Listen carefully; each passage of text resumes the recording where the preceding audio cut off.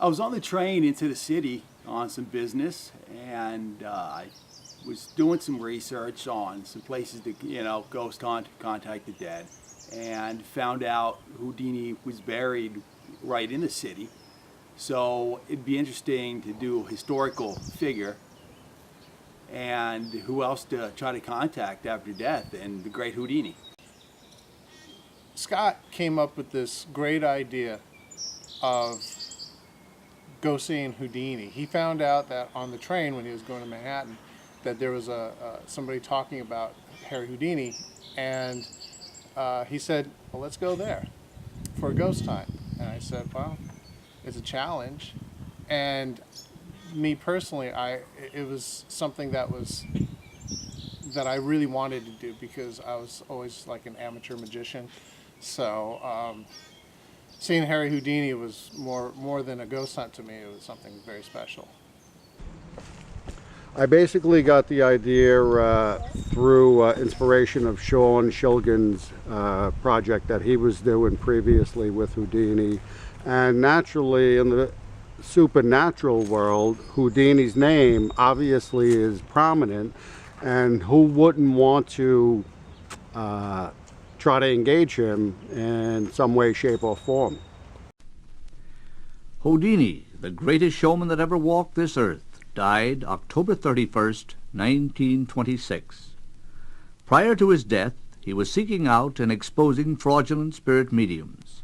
He boasted that there was nothing that a spirit medium could produce by way of alleged psychic phenomena that he could not reproduce by trickery. Despite this, he took no chances. He and his wife, the late Beatrice Houdini, resolved between them that, whichever one died before the other, that one would try to contact the survivor.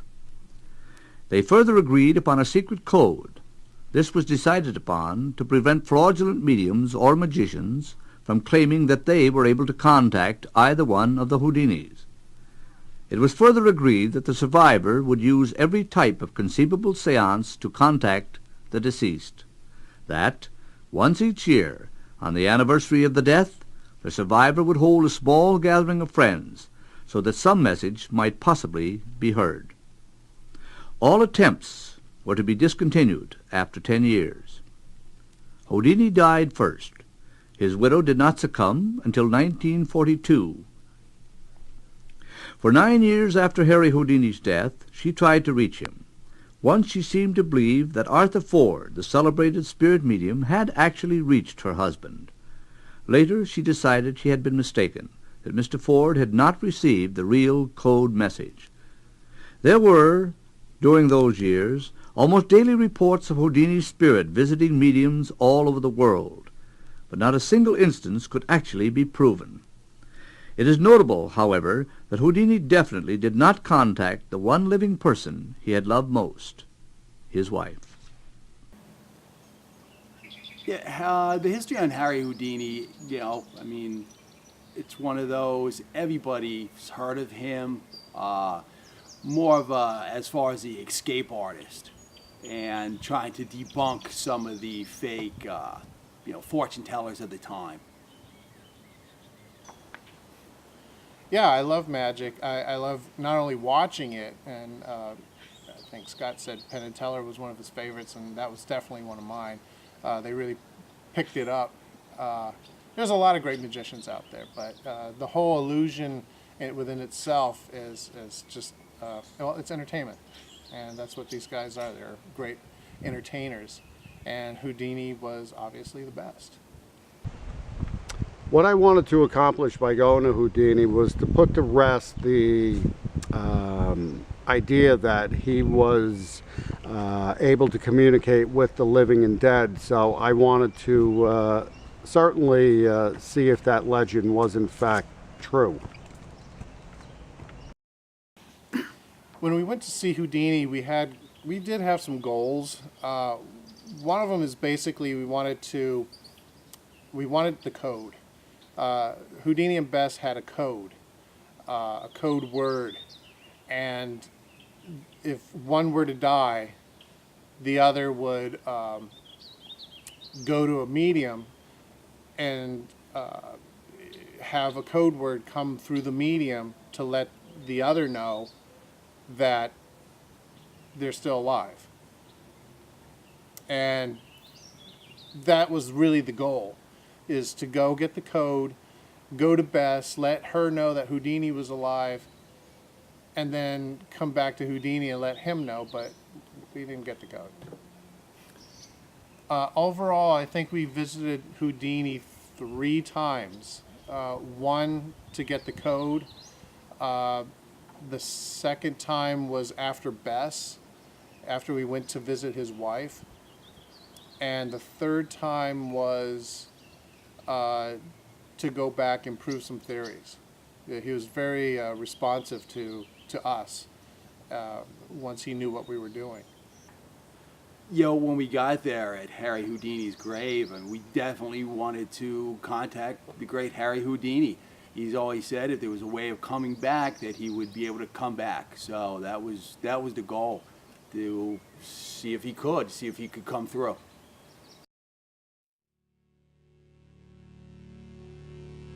Are you Harry Houdini?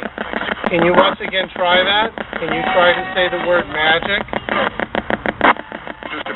Magic. No way. No way. You did. Thank you. Thank you very much.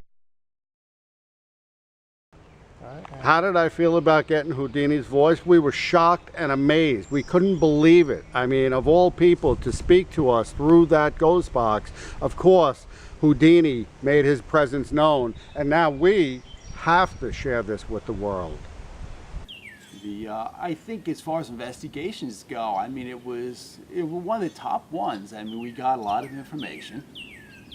He really interacted with us, so it was really good.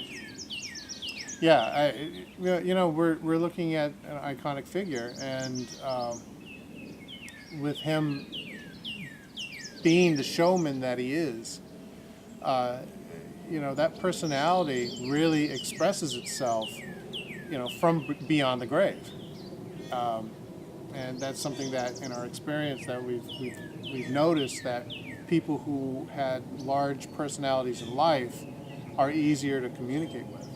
Right, and really showing up kind of unannounced and not being known as a haunted location. If you got someone's house, I have a haunted house, kind of a notion of what you're gonna kind of be walking into, or that there's a spirit there. But here, we had no idea. I mean, we kind of went there, not on a whim, but we kind of went there to say, hey, let's see if we can contact Harry Houdini. And it was successful. Yeah, it's a win-win either way. I mean, we were able to visit the grave and pay our respects, and, well, we just, like you said, we were successful at it. So. Right.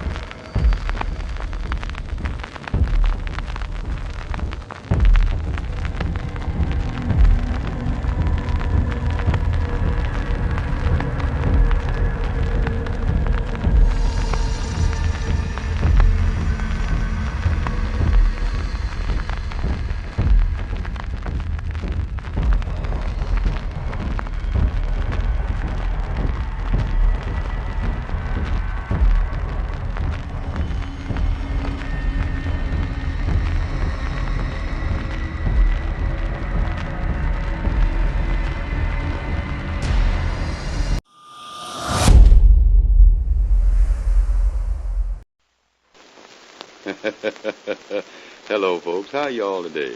This your old friend Singing Sam. And I got a brand new little tune for you this time, titled One More Kiss, Then Good Night.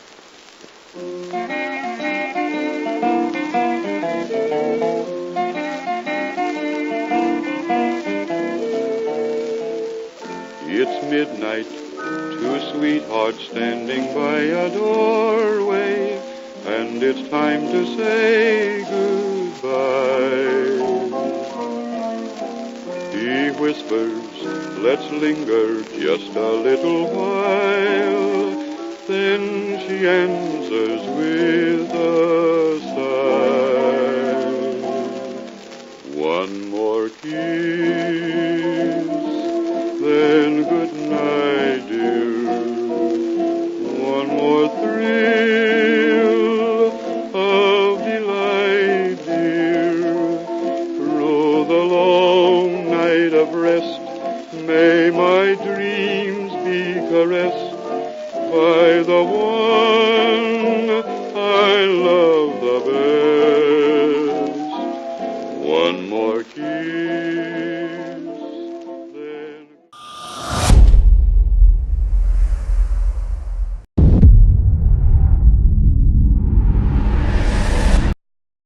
We're hoping that you can manipulate this equipment. We're hoping that you can manipulate this equipment.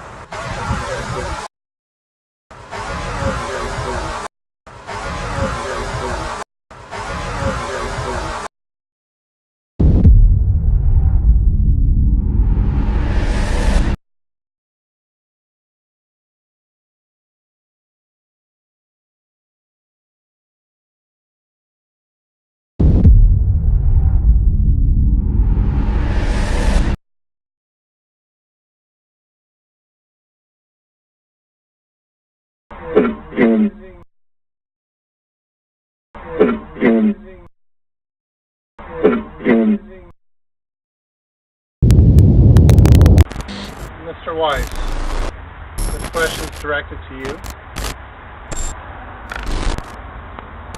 We know that you and Beth shared a code to demonstrate that there is life after death. Would you be able to tell us that so we can tell her?